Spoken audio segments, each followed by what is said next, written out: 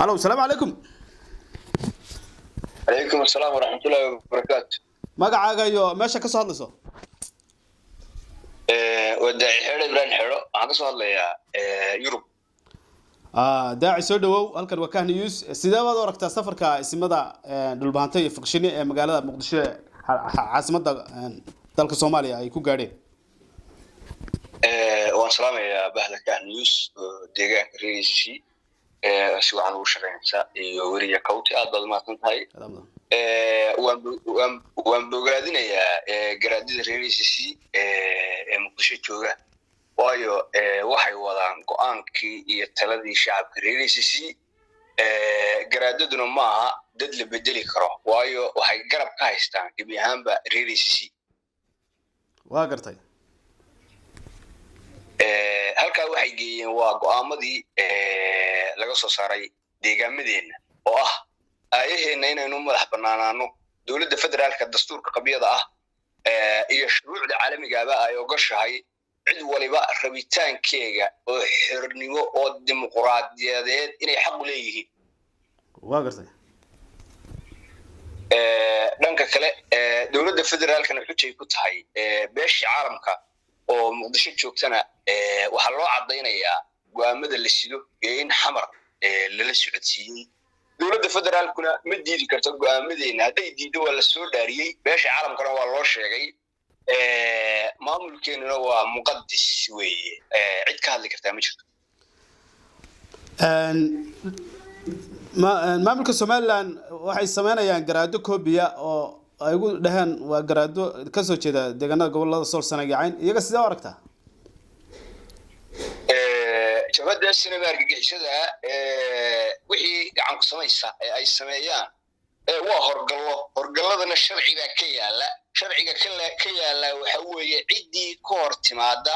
masiirka ummadda reerishi iyo go'aamadooda ay ku madax banaan yihiin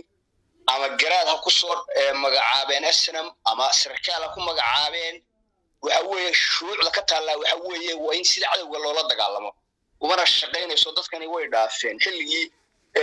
garaad koobiye iyo nin horgalo sarkaal ama askari wax yar la siiyo sandareero iyo qollatay way dhaafeen dadkani maanta go'aamay gaadheen gaal iyo islaamba waa lagu taageeray adduunkuna wuxuu marayaa qarnigii 21aad oo dhamaada 2023 wadihii super powerka ahaa ayaan maanta cidna afduubi karin oo ogaaday inaan cidna lagu khasbi karin waxaan rabay. marka waxaad leedahay waxba ka socon maayaan ismada koobiga la unkumay hadirto de waxba ka socon maayaan xagay ka shaqeynayaan mahargeysay ka shaqeynayaan Sool Sanaag Cayn ciidamada gobonimo ugu dirka reerishi baa gacanta ku haya shacabkii baa la shaqeynaya beeshii caalamka la shaqeynaysa Daarood Ismaaciil oo dhan baa la shaqeynaya xaguu qofkani horta ka shaqeynaya hal la magacaabo oo SNM qof koobiya ha samayso laakiin xaguu ka shaqeynaya baa taala waa qof horgala oo hargeysa joogaya inaga waxba inama yeelo inagu soo kordhiyo dadkeenii way tashadeen go'aamay gaadheen adduunweynaha dhan baa loo gudbiyay adduunkuna wuxuu ixtiraamaya oo hadda la ixtiraamaa rabitaanka bulsho kastoo meel degan aqlabiyadoodu halkay u badan tahay oo ah inay dadkan iyagu isdoortaan bay reerishi waxa weeye yar iyo weyn waxay go'aansadeen inay iyagu maamul ay leeyihiin oo qof iyo cod ay isku doortaan dimuqraadiyadda reerishi ay u dhaqaaqeen baa shaqeynaysa. Ibrahim hore waxaad ogeed Somaliland waxay sameyn jirtay isma gacan ku rumisa oo iyo horgallo fara badan marka waxaad leedahay kuwani hore waxba kaga duwan oo waxba ka bedeli maayaan deegaanka iyo shacabka kuwanaaba ka liita markii hore bulshada wayba qaybsaneed baa loo oran karaa SM marsiyeeyay dad qaybsan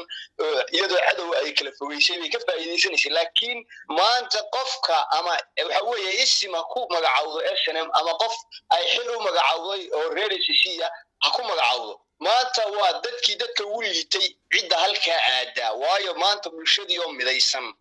de meel horgal ka shaqeyn karo ama qof uu ka faa'iideysan karo xitaa maaha adduunka waxa weeye gaal iyo islaamba waxay og yihiin maanta ummadani inay go'aan cad ay mar walba ku celcelinayso go'aankeedii caddaa inay sidii uu yahay rabitaanka bulshadana aan cidi ka hor imaan karin bulshadu cid wixii ay rabto baa shaqeeya laakiin waxayna rabin kun horgal iyo kun garaado gacan ku samaysa isna waday samayso waa lagu qosliyaa wala iska dhaafaya meel ay uga shaqeynayaan iyo waxay u tarayaan ma jiro ibrahim shacabka gobolada Sool Sanaag yaani ku dhageysanaya maxalka fariin u maraysa ugu dambeyn waxaan leeyahay shacabka reer ICC dal iyo dibadba gobolnimo aynu cagta saarnay dhiigii shahaadadeena waxa weeye gorgorsan cid gelin kartaa ma jirto aniga daaci xeer Ibrahim xeerahan wiilaan adeer rumo wahay oo madiya ayaa ku shahiiday laba walaalahaya way ku dhaawacmeen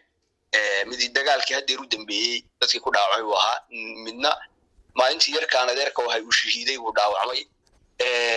de waa qofka ugu yar baan ahay baan oran karaa laba walaalahaya ku dhaawacmay dagaalka gobolnimo udirka wiilaan adeer rumo wahay inuu ku shahiiday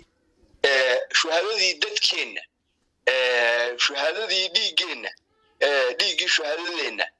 gorgortan qof gelin karaa ma jiro qofkii isku daya inuu geliyo waa dili weeye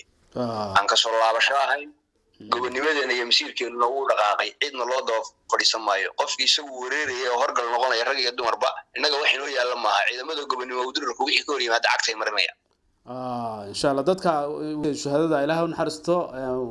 wixii dhaawacan Ilaahay u bagadhiyo aad baan ku salaamayna ma santa Ibrahim